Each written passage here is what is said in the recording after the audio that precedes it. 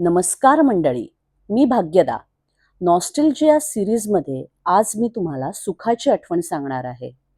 आमच्या लहानपणी comfort food वगैरे कॉन्सेप्ट नव्हती. पण आत्ता कळतंय की आमच्या आजीच्या हातच्या ज्या ज्या पदार्थांनी आमची जिव्हा आणि आत्मा कायम तृप्त होत आला, तेच ते कम्फर्ट फूड. सगळ्यात जास्त कम्फर्ट देणाऱ्या सोलच्या हातचं कम्फर्ट फूड खाताना प्रशांत दामले यांचं मला सांगा सुख म्हणजे नक्की काय असतं. हे तंतोतंत पटतं.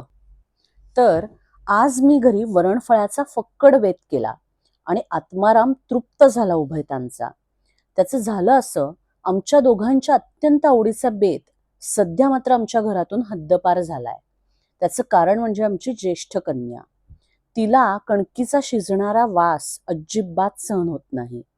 पण आज मात्र मी चंगच बांधला की आज या एव्हर टाईम फेवरेट झक्कास मेनूची दिमाखदार एंट्री करणार. वरणफळाला बरेच जण चकोल्या किंवा डाळ ढोकळी असं देखील म्हणतात. वरणफळ करताना साध्या कणकेचे तुकडे फक्त आमटीमध्ये उकळवले की मला तो या पदार्थांच्या राजाचा अपमान वाटतो. तो कसा शिस्तीत बनवला गेला पाहिजे.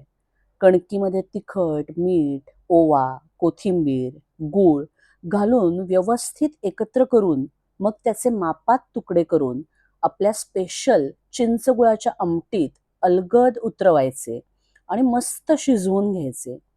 त्यानंतर वाढून घेताना मस्त गरमागरम वरणफळं, त्यावर घरच्या कणीदार तुपाची धार, त्यावर चिरलेला कांदा, टोमॅटो, कोथिंबीर आणि शेवटी खमंग लसणाची फोडणी. आहाहा! यापुढे तर पंचपक्वान्न पण फिकी. खरं ना? आज वरणफळं करताना आजीबरोबरच्या आठवणी जाग्या झाल्या. खरं तर त्या रोजच येतात. पण आज मात्र आजी जरा जास्तच आठवली. डोळ्यांच्या कडा ओल्या झाल्या.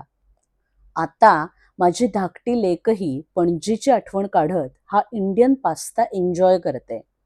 काही पदार्थ हे कालबाह्य होतच नाहीत. ते फक्त रूपडं बदलून नवीन पिढीला नवीन रूपात भेटत राहतात.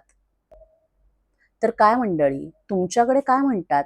वरणफळं, चकोल्या का डाळ ढोकळी? मला कमेंट करून नक्की कळवा. आणि तुम्हाला माझे व्लॉग्स आवडत असतील तर मला इन्स्टावर फॉलो करायला विसरू नका. पुन्हा भेटूयात नॉस्टॅल्जिया सिरीजच्या पुढच्या व्लॉगमध्ये.